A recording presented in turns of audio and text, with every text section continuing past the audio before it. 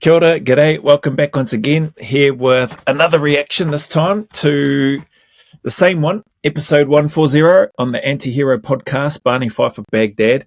This is part 4, so let's jump back in.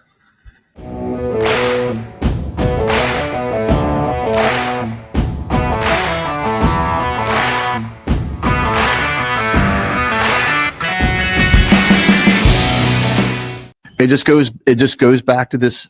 It'd be one thing. Again, it'd be one thing if I got to call people and like, hey, it was the Wild West, brother. Like, you should have been there. It was amazing. Yeah. It's not what I got. The early days for the war for the unit were tough. It was tough to find targets. It was really tough to find the bad guys. I had guys tell me before at the beginning of the war, they wish they'd have stayed on their ODAs because their old ODA team is out there, crushing the Taliban on the front lines, because it was a very conventional war. Well, this time, we've done conventional war things since then through 20 years of the GWAT, or as Drew likes to call it, the GWAT. But but this is early on. We were high value target or AFO focused. That's why we're at Tora Bora. There's AFO things going on. There was an assault force ready to take on a high value target. All right. So this is what we're doing. So for him to act like this is the Wild West and they're just out there stacking bodies, they couldn't find armed bodies to stack. That's right. The third reaction, it was what was the comment? 0 rules of engagement. Bloody State Department by Shrek. That's what he mentioned. And they were just out there, dropping people. That I think I mentioned on the earlier reaction. I just find that really hard to believe, quite far-fetched, and just the way he was talking about it at that time. Haven't seen him talk about it yet again on here, because I paused it and did a wrap-up at the time when Brent and I think Tyler were going to have their input. I think it's more so Brent, as Tyler has spoken about. It's more in Brent's wheelhouse, this one, with regards to John McPhee's military experience, what he's talking about, and his background being a former Delta Force operator as well. So anyway, let's crack back into this and hear some more. John, stop it. Just stop it. I have to agree with him, man. I mean, if that's the case, and these things are not what you say or have been saying, far out, bro. So, why start talking about that sort of stuff if it didn't happen in the first place? Yeah. And to sit there and pretend, you know what it means, like to say, hey, we had 0 rules of engagement. What's that really saying? I think I might have spoken about it, but I think that potentially opens, it shows a lack of professionalism from my side, from the overall military perspective. If you can't not control, but if one person within your defense force is going out there going rogue essentially and having 0 rules of engagement, but it's like, it almost sounds like you're committing war crimes. In terms of being a signatory country to the Geneva Convention and all that sort of stuff. It doesn't make sense. It doesn't sound right. I honestly don't think that's what happened. That it was a really hot area. Well, 0 rules of engagement. Well, that sounds like a lie. Show me where there's 0 rules of engagement. But if you had said that to me, but you were telling me it's really like 0, I would be like, holy shit, that's a hot area. Like, or that you're just going to shoot at anything that moves. Is that who our tier 1 guys are? That will shoot anything that moves, armed, unarmed, women, children. 0 rules of engagement. And it's State Department by Shrek. That's the stupidest thing I've ever heard. That's why I was asking. If I can understand why, from that perspective, and that the way that Brent has just framed that there, why he is so upset. Rightly so. Like, that's not a good advertisement for any tier 1 unit. It's not a good advertisement for the military in general. And if anything, I'll tell you what, my thoughts now, just based on the back end of what Brent's just spoken about, if anything, if any fundamentalists out there, Islamic State, Taliban, all that sort of stuff are out there, and if they were already annoyed and angry and upset with America and Western civilization and all the coalitions that come in there, like those comments from John McPhee would only amplify it even more and would just crank that right up to 1 million with regards to the hatred and all that sort of stuff for the allied countries. It's just, it's not helpful. It's not heroic. It doesn't sound cool, at least not to me anyway. It sounds pretty disappointing with regards to coming out and speaking like that about something like that. Even if it did happen, I think I mentioned in the other reaction, you shouldn't be out there, tooting your own horn, smiling, celebrating it on a podcast where it goes internationally. It's just, it's poor form. And again, people watched that and ate that up like, oh, this guy, State Department by Shrek. He made his own rules. One person makes the rules on the ground. That's of a team. That's the team leader. He's God.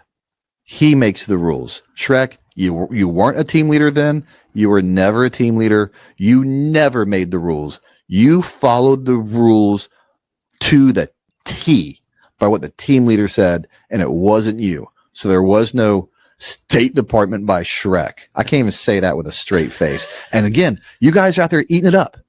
This guy's a war hero. I've said it before. I think I've said it during this one. He's, rightly so, with regards to the disdain on his face, on Brent's face, with regards to what he's hearing and what he's then what he's chosen to do. Go and speak with former colleagues and people that were there to get the information. Sad, man. Let's see what else he can do with this verbal shovel of his. Yeah, I love chaos. It's my jam. I gave you chaos as my jam sticker. Yep. Hold on.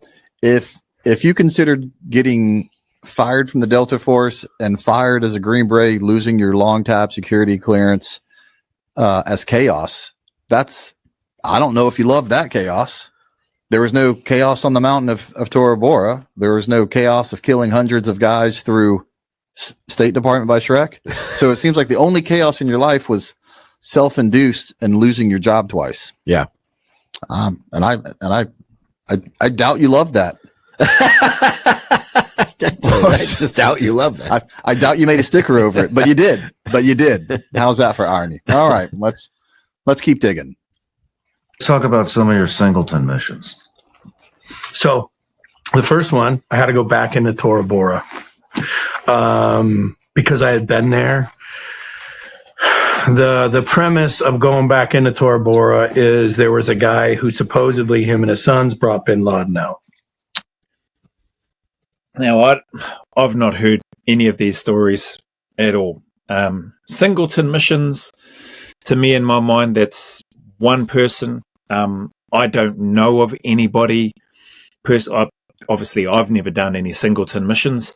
I don't know of anybody that served in the SF that has gone out on Lone Ranger Singleton missions. I've heard of 2-man and small 3-4-man team jobs, but not Singleton missions. So this is news to me. This will be interesting. So let's get into it. All right, pause for a second. Because I just when I thought we were going to get into it, it's paused. Hang on. I'm going to go all the way through this one. And there were things at the beginning of this where I was like, I don't know if he ever did a Singleton mission. And then I heard his mission, And I was like, man, it just doesn't sound right. And then people were like, hey, it's in the Dalton Fury book called Killing Bin Laden. So you got to read it. So let's set the stage here. So I had to go get that book and read it. And let me tell you, those are, as always, people do this. They did this when it comes to Rob. They're like, oh, no. Go read it in his book. The Canine Handler, like he says in his book that Rob killed bin Laden. And I had to go read that book. And that's not what he said. He said, hey, Rob, when I said, hey, do we have him? Rob called me back and said, yeah, we got him. So that's very, very, very different than him confirming that Rob was the killer. Rob just answered the radio call. Anyone could answer that radio call. It doesn't mean he was the shooter. Yeah. So I read this book because people are like, oh, he's mentioned as doing this solo mission in the book. And so it's interesting, people's perspective or takes when they read things or when they watch things or when they hear things. So for Brent, to his credit, going and reading those accounts of what people are saying, oh no, yeah, it's been said this and it's been said that, he says it here in this book. Man, full credit to him. I don't know if I could be bothered going and having a read of those books to see where that comment is, but he makes a valid point. He just answered the radio call, whatever was being described, and saying, yeah, we got him. Doesn't come out and say, yes, I shot him. I was the person that, according to what Brent has just said and what he's read in the books anyway. But interesting how people's perspective of what they see, hear, and watch. So the guy who wrote this book, Dalton Fisher was his. Dalton Fury was his pseudonym. So it's not his real name, and he ended up dying of cancer, I believe, but he's no longer with us. And I read that book, and it was a good book.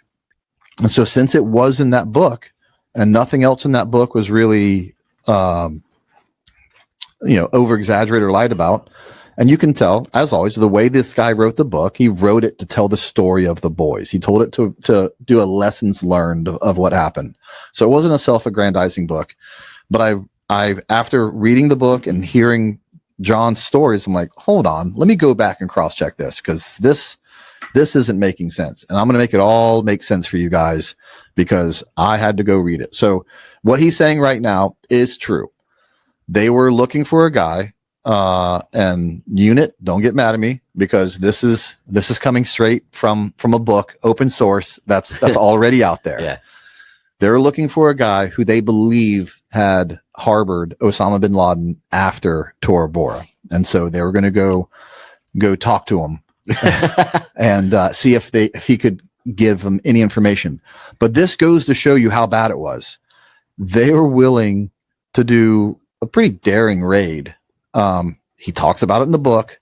It was basically like a low vis operation. They went and snatched this guy, but it ended up being wrong, and it wasn't. The guy didn't have the connections that they thought he had. It wasn't a dry hole. They got the guy they were looking for. It was an intel dry hole. Yeah, he just wasn't the guy or as important as intel had described him to be.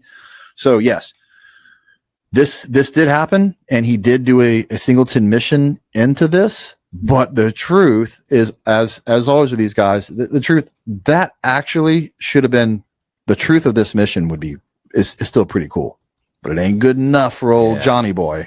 So let's see what he says about it. Okay, well, that's interesting. I'm pausing it there because it's cool that Brent's given that context, and he's basically what I've heard is he said what John is talking about is true. He was on a Singleton mission, but it sounds like it must get fluffed up a bit to spice it up a bit more for our viewing and listening pleasure. Like they escorted him into Pakistan, right? And then the goal was find him. So I had to go out alone. I was out for days, taxis, trucks, hitchhiking, whatever you want to call it. No, you weren't. I get to the area. Okay. Man, that's pretty. I mean, I could hear Brent speaking in the background, so I'm assuming he's probably going to come in soon. But going into Pakistan, hitchhiking, I heard taxis, trucks. Does he speak the language? Is something that stands out for me. I suppose the local language. Maybe he's done the languages course and all that sort of stuff. But pretty gnarly if you're on your own doing all of that sort of stuff to get to where you need to get to. I think he said because he had been to Tora Bora before, so I'm assuming that's why he was chosen for the Singleton mission. But let's hear what, because Brent was quick to jump in there and be saying, "No, you didn't. No, you weren't." So he must be about to jump in. No, let's talk about that real quick, and he'll talk about it. John doesn't speak the language.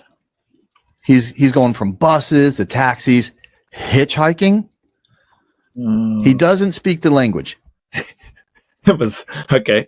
That sort of debunks my first theory or thought, because if you're in there on your own going into a foreign country, I'm assuming that not only do you know the area, which John spoke about that he did, but I was also assuming that he must have some linguistic capabilities and able to speak the lingo. But from what Brent is saying, he doesn't.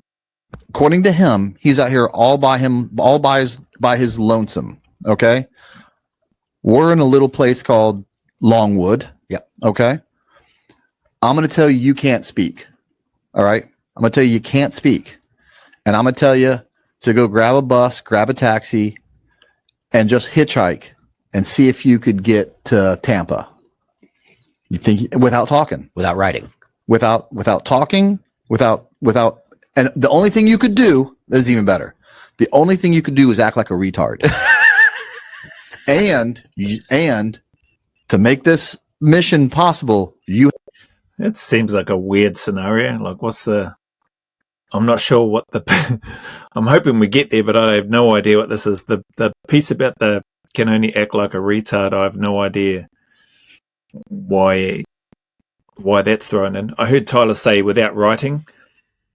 I suppose if you're trying to compare us or create a scenario similar to, I don't even think it would matter if John was writing, because if it's written in English, well then alarm bells are probably going to be going off for the people that you're catching a taxi with or hitchhiking or jumping on the trucks with. Anyway, that was a strange one, the retard comment. have to end up not in Tampa, in the exact house that I give you an address with in Tampa. You think you can do it? With no GPS. No GPS. Yeah. You can't. I can't ask. You can't ask. You can't show them the GPS. You think these Afghan taxi drivers know GPS? The guy can't talk the language. Yeah. The guy's cover is a retard. The guy says, I hop from vehicle to vehicle and miraculously showed up on. Did I just hear him say, he said the guy's cover is a retard? I mean, just... The guy can't talk the language. Yeah. The guy's cover is a retard. The guy says, Okay, so that must be why he mentioned the retard piece to his co-host Tyler. I didn't know that. I didn't hear that. I didn't hear Shrek mention that. His cover story is being, well, they use the term retard, being disabled, intellectually or verbally, mentally disabled. It doesn't seem like you're going to get very far with a cover story like that. I hopped from vehicle to vehicle to vehicle and miraculously showed up on target. Are you guys listening to this? Like, are you fine? I mean, I haven't heard all of that yet from Sean's, from Sean. I haven't heard all of that from John's conversation about the description of the Singleton mission, because Brent's coming and giving this context. But probably same when I'm interjecting with my my 2 cents going through. But I haven't heard John talk about that yet. But that, listening to Brent paint that picture and give that scenario, that doesn't make sense. I mean, the thought that I had at the start was that John must speak the language. The fact that he does, well, I don't know if it's a fact, but based on what Brent is saying, that John doesn't speak the language, that throws some doubt in my own mind. how are you then catching taxis, trucks, hitchhiking? How are you communicating to get to where you want to get to, regardless of whether you know the area or not? I'm assuming the place that you're going to or that he's going to is not the same place that he was where they were dropping bombs. I'm assuming it's going to be another place, probably more of a suburban, urban built-up place. And like Brent was talking about, how do you land pinpoint on that location or the place where you need to be? I don't know, you got overhead watch, you got comms to that. Have you got a dedicated asset to you whilst you're going and doing this Singleton mission? I don't know, man. Yeah, I don't know. If that is the case, why would you be acting like a retard? If you've got that much support and you've got a dedicated air asset that's watching you and guiding you, like, wouldn't you take your own vehicle? That's another one another thought that comes to my mind. Wouldn't you have your own local help, a fixer or a translator of some description, to help you navigate through that, so you're not having to jump around from vehicle to vehicle and all that sort of stuff. Anyway, oops. Finally starting to get it and be like, oh, hold on, maybe this guy's a liar. Maybe this guy isn't the greatest war fighter of our generation. So let me back this up and tell you exactly what it was. It wasn't a Singleton mission. He did it with Afghan special operations people. Who would know, who could speak the language, who were there to help him, fight with them. Okay, yeah, that to me, that version makes sense. And that's not a Singleton mission. You've got other people there. I think he said Afghan special forces people that know the area, know the language, can move you around, or you can move around. I would assume they've got vehicles that they can use, low-profile vehicles, local vehicles that they can grab, that they can use. Maybe they up-armor them inside, so it gives them a little bit more protection should they come under fire or whatever. But that sounds more realistic than a not knowing the language, catching taxis, trucks without knowing the language, hitchhiking without knowing the language, using the cover story of being a retard. Like, I don't know how you use the cover story of a retard, how you use that as a cover story is what I'm trying to say. Where does that come into the picture? Trying to think.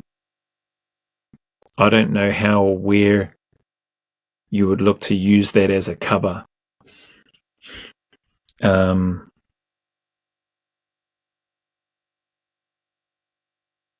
Maybe, I think the term that I've heard it used is dumb. Maybe in a communication sense.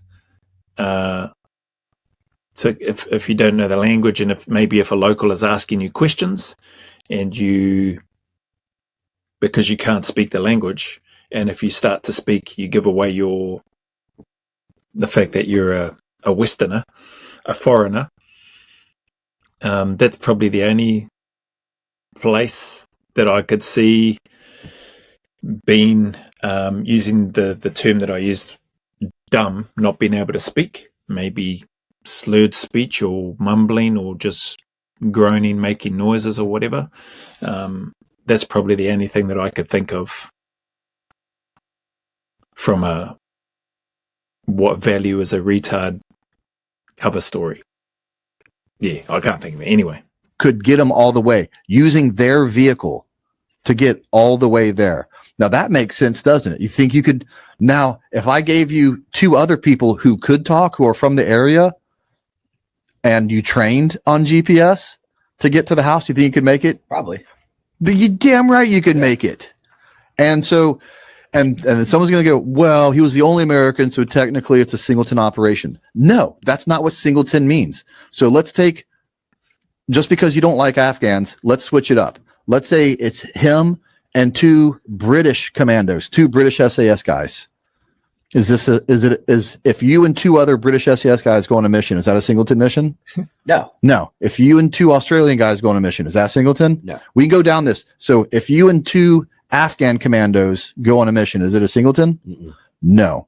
You're not on a Singleton mission, and you didn't That's a great explanation, because I think I don't remember exactly what I said, but hearing that there were 2 Afghanistan special forces or commandos in this case that went with him, to me that doesn't make it a Singleton mission. He's the only American in that, by the sounds of things. Cool.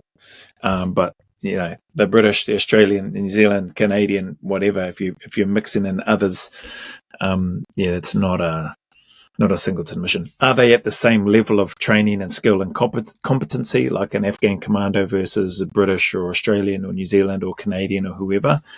No, I would say not. But does that mean then that it's a Singleton mission? No, it doesn't, because you've still got people there that know the lay of the land. And Brent just mentioned there, they got vehicles and all that sort of stuff there, which saves a heck of a lot of time. That's I can't see a tier 1 unit head shed going, you know what, let's get this guy. He knows the area. Let's see if he wants to go on this mission, or let's assign him and put him on this mission as a Singleton. Let's work it. Even if they spoke to him and work through with him, what is he going to use as a cover story? We were thinking this. We were thinking you could do this. Blah blah blah. I don't see any leaders within a tier 1 unit going, a retard cover story sounds like the go. Sounds like I think that will get you right to where we need you to be. That doesn't make sense, man. Anyway, what are we? Nearly 30 minutes. Accurately hitchhike and make it to target, and make it all the way back to exactly where you started. Yeah. The only person that did Singleton missions is Jason Bourne, and he's not real. Drew, yes, he is. No. Yeah, it's a good point. Jason Bourne, don't mess with that dude, babe. Love it as because at the end of the day, Tyler has a tactical background. He was an 11 Bravo. He spent time in the sheriff's department. Like you're about as clean as a slate as I can get. Drew, does that story make sense to you? Only the retard part. It's so extreme. Let me you're like, is that true? Pretty sure he's joking there, but that definitely doesn't make sense to me, the retard part. No, the story itself doesn't seem like it would hold up to any sort of, critical thinking in and around it, and asking questions like what Brent and Tyler have clearly done. No, and I always talk about it like this. He doesn't really understand. And when you first hear this story, you're in receive mode. Yeah. So you're just like, oh, okay. And once I start doing this, that's interesting. I'll probably wrap this up here because it's nearly 30 minutes. That receive mode is an interesting comment because I think it goes hand in hand with a bit of benefit of the doubt. I think I touched on that in an earlier reaction with regards to Sean Ryan and his background, SF, and probably looking to and wanting to give the benefit of the doubt to what John is talking about. But that receive mode can be a bit, what's the word I'm looking for? Mesmerizing? I don't know if that's the right term. But when you're on receive mode, you can just be like what Brent is describing. Oh, yeah, okay. But when you're watching something like this and you're reacting, like I get an opportunity to react, I'm not only on I think, I'm not sure. I like to feel like I'm not only on receive mode, but also on what if and questions and thinking mode to analyze what's been said or what I'm receiving, so that I can then, give some input or thoughts on it. Not to try to sound intelligent, because I'm not, but just to try to give some of my thoughts of what's going on in my head at the time, and or where I can draw on my experience, my military experience, to see and or to try to piece things together to see if it makes sense. But anyway, no, I will let this play for a little bit longer. It's a little bit over 30 minutes right now, but we'll keep going. You break out of receive mode. You're like, okay, hold on. Let me question this. Let me phrase it just one more different way. The Delta Force is still, even at this time, we're a little bit combat untested, but we're figuring things out. We're still the best warfighting unit in the world, and we're figuring it out. So let's take it down to almost any unit, but let's keep it the Delta Force. Who do you think is approving this mission? This is what he's saying. He's saying the Delta Force is so dumb, so careless, has no idea what they're doing, that a guy can come in and brief the mission and be like, all right, Commander, here's the deal. You're just going to let me out of the wire. All right. I don't know how long I'll be gone for. By the way, some interviews he says 5, some he says 7, some he says 10 for an undisclosed amount of time. And I don't speak the language. I'm just going to take a bus, and then I'm going to take a taxi, and I'm going to hitchhike, and I'm going to get there and come back. And he goes, okay. How are you going to tell the guys what direction to go? I can't. I don't speak the language. Okay. Well, if something happens, like what's your cover story? Well, I'm going to act like a retard. And then, according to this guy, that Delta Force commander is like, approved. Get out of here. Get out of here, buddy. Green light. This I was getting a little bit lost, wondering where he was going, but now it makes sense. I'd just spoken about that, I don't know, a little while ago around the leadership. And I don't know the leadership of the Delta Force, but I find it far-fetched that the leaders would sit back and approve a mission like that, to give it the green light and go, yep, that sounds good. That's basically the picture that Brent has just described. I haven't heard John McPhee say that he went in and told his leaders that this is what he's going to do. If he said that, I've blinking missed it. I haven't heard him say that, so I'm not sure. It sounds like Brent has said that that's what John has said. So maybe he has said it in somewhere in that interview, and they've just, not shown that portion of the Sean Ryan show interview with John McPhee. If that's what he said, I definitely don't think that that's the case, personally. Based on what Brent has just described and outlined there, if that is the case of what John has described, yeah, I can't see that going ahead. It just doesn't make sense. Not unless, and again, even then, I don't think this would be the case, but not unless you absolutely hated somebody and you hoped that they would fail on the mission.